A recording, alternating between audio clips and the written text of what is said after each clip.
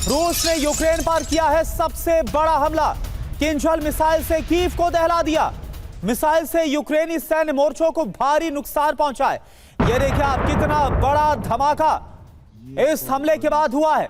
यह तस्वीरें आपके सामने, राजधानी कीव पर किंजल मिसाइल, बहुत ही ज्यादा विनाशक यह मिसाइल और इससे जिस अटैक को अंजाम दिया गया, यह देखिए आप, तस्वीरें हम आपको दिखा रहे हैं।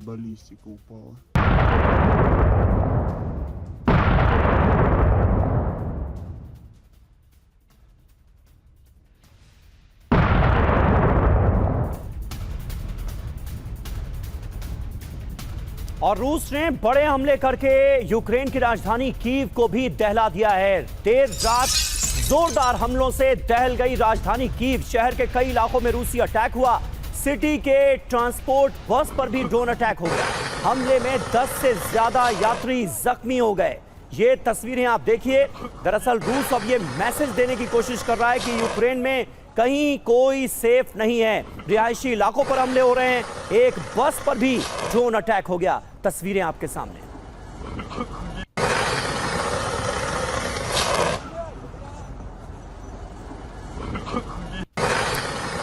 और एक और बड़ी खबर, यूक्रेन में रूस का सबसे बड़ा ब्लास्ट। बीते 24 घंटे में यूक्रेन को दहला दिया है रूस ने हमलों में। और 24 घंटे से कीव की बात करें तो यहां पर बारूदी बारिश हो रही है। तस्वीरें भी आपको दिखा रहे। कीव में एनर्जी इंफ्रास्ट्रक्चर ध्वस्त हो गया, जिसका असर आप देखिए। चारों तरफ आपको अंधेरा नजर आएगा। हमले के बाद कीव में ब्लैकआउट हो गया है।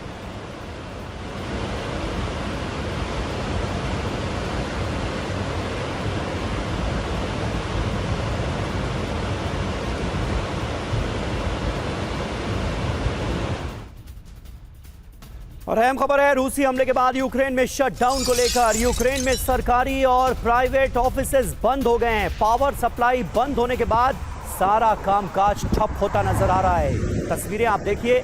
जगह जगह जिस तरह से हमले हुए हैं, एनर्जी इंफ्रास्ट्रक्चर को तबाह किया गया है। उसके बाद कई जगहों पर पावर सप्लाई बंद हो गई है और प्राइवेट और सरकारी दफ्तरों में कामकाज ठप हो गया है।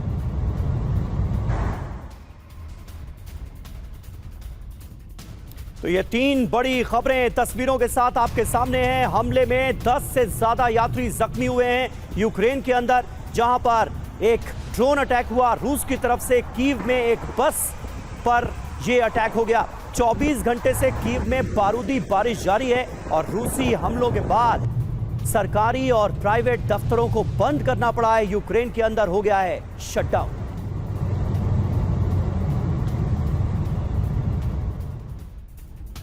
और एक और बड़ी खबर है, यूक्रेन के 10 से ज्यादा शहरों पर रूस ने किया है एक साथ हमला। 10 से ज्यादा शहरों को दहला दिया है। रूसी टारगेट पर यूक्रेनी एनर्जी इंफ्रास्ट्रक्चर, जिसमें पावर प्लांट से लेकर गैस स्टेशन पर मिसाइल हमला किया गया। यूक्रेन के कई शहरों में ब्लैकआउट है इस वक्त। तो कीव से लेकर कई शहर है जहां पर इस वक्त ऊर्जा की भारी कमी और कंप्लीट ब्लैकआउट नजर आ रहा है।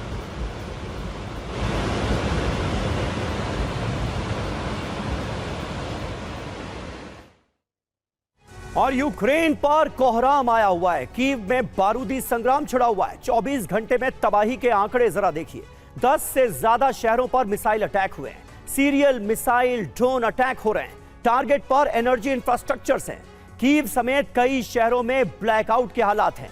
किंजल मिसाइल से ऑयल डिपो पर हमले हुए हैं। ये अटैक कहां कहां हुए, ये आप देखिए जरा।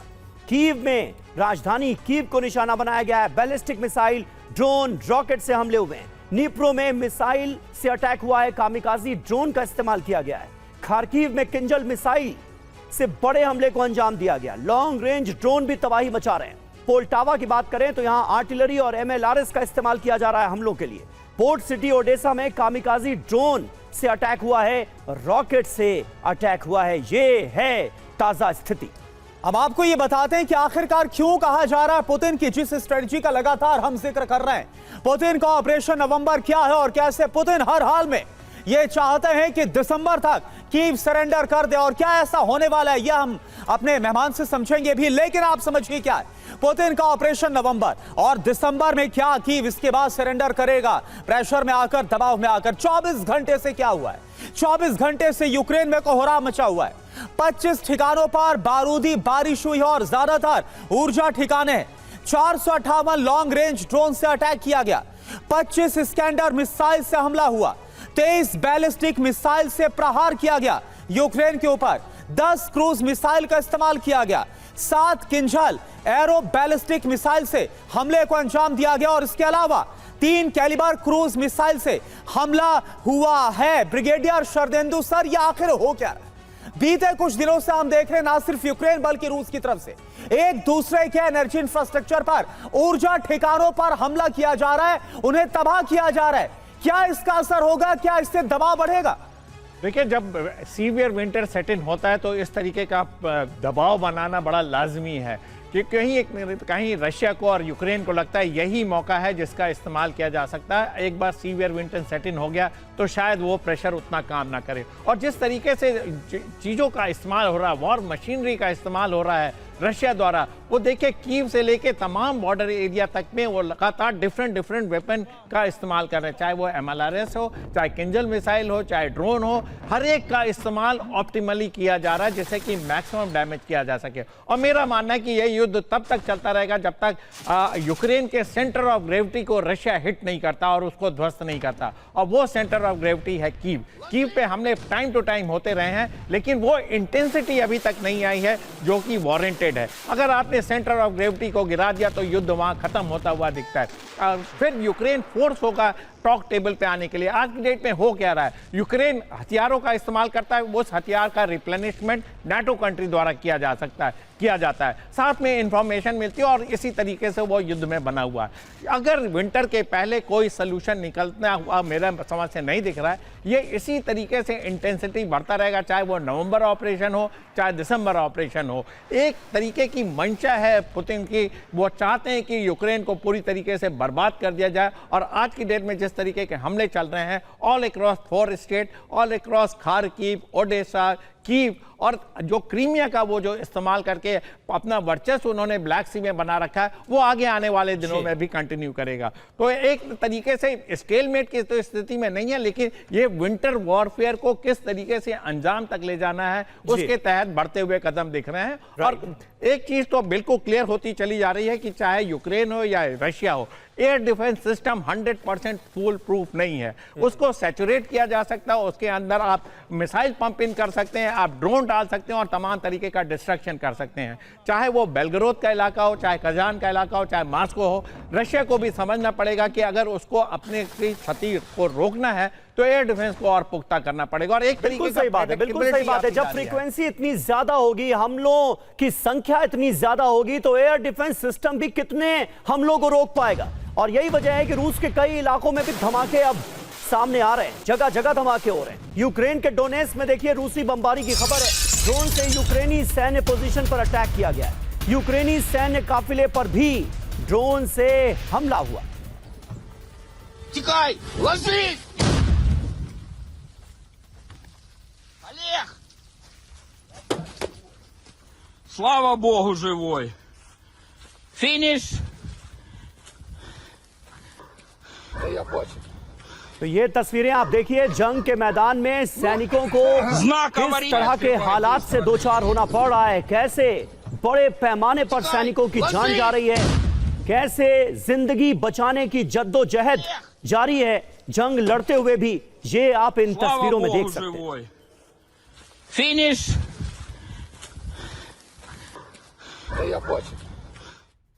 और एक और बड़ी खबर, यूक्रेन पर रूस का सबसे बड़ा हमला, इससे जुड़ी बड़ी खबर आपको बता रहे हैं। खार्किव के आसमान में बारूदी बारिश, हमले के बाद खार्किव में भी ब्लैकआउट हो गया है। तो आप देखिए एक एक करके तमाम शहरों से ऐसे हमले की तस्वीरें आ रही हैं। और इसके बाद जो ऊर्जा ठिकाने, जो एनर्जी इंफ्रास्ट्रक्चर है, उन्हें पहुंचा है बड़ा नुकसान और ब्लैकआउट खार्किव में।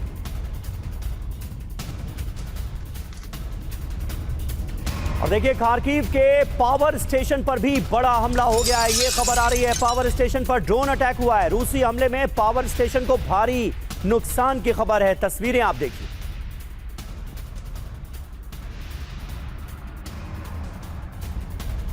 और एक और बड़ी खबर खार्किव पर रूसी अटैक को लेकर ही। खार्किव पर रूस ने किया है भीषण हमला।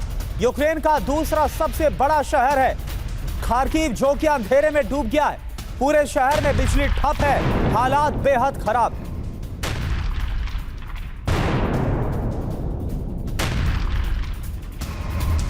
और वहीं खार्किव पर हमले के बाद का वीडियो भी सामने आ गया है। वो वीडियो आपको दिखाते हैं। बिजली सप्लाई बुरी तरह से प्रभावित हुई है। हमले के बाद घरों की लाइटें बुझ गईं, ब्लैकआउट हो गया। तस्वीरें आप देखिए।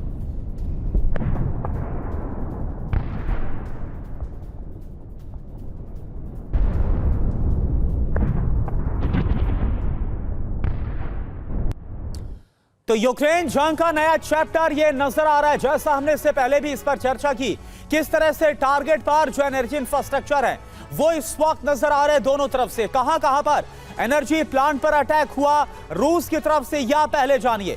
राजधानी कीव के सेंट्रेनर्गो प्लांट पर अटैक किया है रूस ने। इसके अलावा कीव ऑयल डिपो पर हमला किया गया। खार्किव में भी हमला हुआ, दूसरा बड़ा शहर है ये। यहां पर पावर प्लांट पर अटैक किया, दहला दिया। डोनबास में 8 पावर स्टेशन को तबाह किया है। इसके अलावा ओडेसा पावर सब स्टेशन पर भी हमला किया गया है। अब बड़ी बात क्या है यह आप समझिए। 60% बिजली सप्लाई पर असर पड़ा है। कीव समेत कई शहरों में इस वक्त ब्लैकआउट है। जी हां, तो आप देखिए कि जबरदस्त सर्दी दस्तक देने वाली है और उससे पहले युद्ध के मैदान में कैसे गर्मी आई हुई है, किस तरह से दोनों तरफ से ही हमलों की इंटेंसिटी को बढ़ा दिया गया है, ये आप देखिए। और लगातार ऑयल डिपो को, एनर्जी इंफ्रास्ट्रक्चर को बड़े पैमाने पर निशाना बनाया जा रहा है। ये देखिए रूस ने यूक्रेन में कहां-कहां एनर्जी ठिकानों को तबाह किया है। अब हम आपको इसकी डिटेल रिपोर्ट दिखा रहे हैं। खार्किव में रूस ने थर्मल पावर प्लांट को टारगेट किया। इसकी वजह से खार्किव में मेट्रो सेवा ठप हो गई। नीप्रो में भी रूस ने थर्मल पावर प्लांट पर हमला किया और इसकी वजह से पूरे नीप्रो में ब्लैकआउट हो गया। क्रेमेंचुक में हाइड्रो पावर प्लांट बर्बाद हो गया, यहां भी बिजली गुल हो गई। पोल्टावा में रूस ने गैस प्रोडक्शन साइट को तबाह कर दिया और इसकी वजह से इलाके में गैस की किल्लत शुरू हो गई है। रूसी हमले से ओडेसा में पावर स्टेशन भी जलकर भस्म हो गया है। कई इलाकों में बिजली और पानी का संकट है।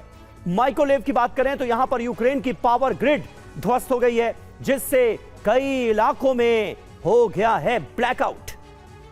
ब्रिगेडियर शरदेंदु, अगर यही स्थिति रही तो यूक्रेन की अगर खास तौर पर बात की जाए, कितने दिन यूक्रेन टिक पाएगा? क्योंकि रूस तो बड़े पैमाने पर हमले कर रहा है।